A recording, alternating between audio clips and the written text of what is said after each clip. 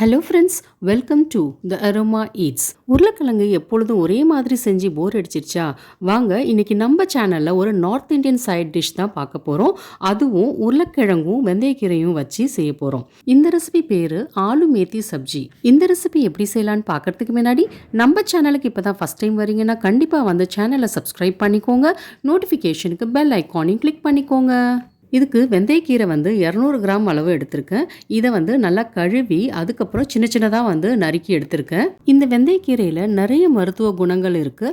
அதனால வந்து கண்டிப்பாக வந்து நம்ம மாசத்துல ஒரு வாட்டி எடுத்துக்கிட்டா உடம்புக்கு ரொம்ப நல்லது. அடுத்து 2 மீடியம் சைஸ் உருளைக்கிழங்கு எடுத்திருக்கேன். அதை சின்ன சின்னதாக நறுக்கிக்கலாம். அடுத்து ஒரு கடாயில் 2 டேபிள் ஸ்பூன் அளவு எண்ணெய் சேர்த்துக்கலாம். இதில் ஜீரகம் வந்து 1 டீஸ்பூன் அளவு சேர்த்து கொஞ்சம் பொரியிற அளவுக்கு வறுத்துக்கலாம். இதில் ஒரு வெங்காயம் வந்து சின்ன சின்னதாக நறுக்குனது இதையும் சேர்த்து நல்லா வதக்கிக்கலாம். ஒரு 2 நிமிஷம் வதக்கினா போதும். வெங்காயம் வதங்கினதுக்கு அப்புறம் இஞ்சி பூண்டு பேஸ்ட்டு 1 டேபிள் ஸ்பூன் அளவு சேர்த்துக்கலாம். சேர்த்துட்டு இன்னும் ஒரு 2 நிமிஷம் வந்து லோ ஃப்ளேம்லேயே வச்சு வதக்கிக்கலாம். இப்போ நம்ம நறுக்கி வச்சிருந்த உருளைக்கிழங்கு அதையும் வந்து இதோட சேர்த்துட்டு நல்லா கலந்து விட்டுக்கோங்க.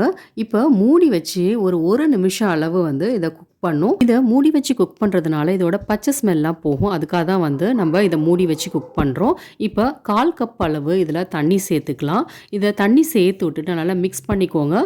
இப்போ இதை மூடி வச்சு ஒரு 5 நிமிஷம் மீடியம் ஃப்ளேம்லேயே வந்து வேக வைக்கலாம். லைட்டாக கிளறி விட்டதுக்கப்புறம் 1/4 டீஸ்பூன் அளவு மஞ்சத்தூள், தேவையான அளவு உப்பு, தனி மிளகாய் தூள் 1 டேபிள் ஸ்பூன், மல்லித்தூள் 2 tablespoon, garam masala 1/4 teaspoon, amchur powder 1 teaspoon இதெல்லாம் சேர்த்து நல்லா கலந்து விட்டுக்கலாம். இதை 1 நிமிஷம் அளவு வதக்குனதுக்கு அப்புறம் நம்ம நறுக்கி வச்சிருந்த வெந்தயக்கீரை இருக்குல்ல அதை வந்து இதில் சேர்த்துக்கலாம். சேர்த்துட்டு நல்லா கலந்து விட்டுக்கோங்க. இதுக்கு மேலே எதுவும் தண்ணியெலாம் சேர்க்க வேண்டாம். உருளைக்கிழங்கு வேகிறதுக்கு தான் டைம் ஆகும். உருளைக்கிழங்கே வெந்துருச்சு. இப்போ இதை மூடி வச்சு ஒரு 2 நிமிஷம் வந்து குக் பண்ணால் போதும். கடைசியாக வந்து இதில் சில்லி ஃப்ளேக்ஸ் வந்து ஒரு 1/2 டீஸ்பூன் சேர்த்துக்கலாம். இது வந்து ஆப்ஷனல் தான், வேணா சேர்த்துக்கலாம் இல்லைன்னா விட்டுடலாம். இப்போ இதை நல்லா கலந்து விட்டு இன்னும் ஒரு 2 நிமிஷம் வந்து மூடி வச்சு குக் பண்ணுங்கள். ஃப்ளேம் வந்து லோ இல்லைன்னா மீடியம் அந்த மாதிரியே வச்சு குக் பண்ணிங்கன்னா வந்து நம்ம காந்தாமல் நல்லாவே வந்து குக் ஆகிடும். பாருங்கள் எவ்வளோ சூப்பராக வந்து வெந்துருச்சுன்னு. இந்த ஆலு மேத்தி சப்ஜி வந்து சப்பாத்தி இல்லை சாதம் இதுக்கெல்லாம் வந்து ரொம்ப சூப்பராக இருக்கும். வெந்தயக்கீரையை வந்து நம்ம தண்ணி ஊற்றாமல் வேக வச்சதுனால அதில் கசப்பு தன்மை இருக்காது. அதனால குழந்தைங்கள்லேருந்து பெரியவங்க வரைக்கும் ரொம்பவே விரும்பி சாப்பிடுவாங்க.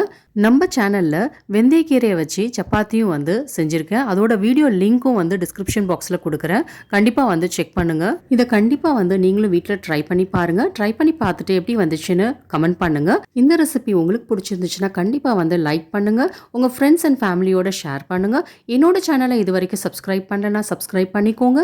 நோட்டிஃபிகேஷனுக்கு பெல் ஐக்கானையும் கிளிக் பண்ணிக்கோங்க. தேங்க்யூ.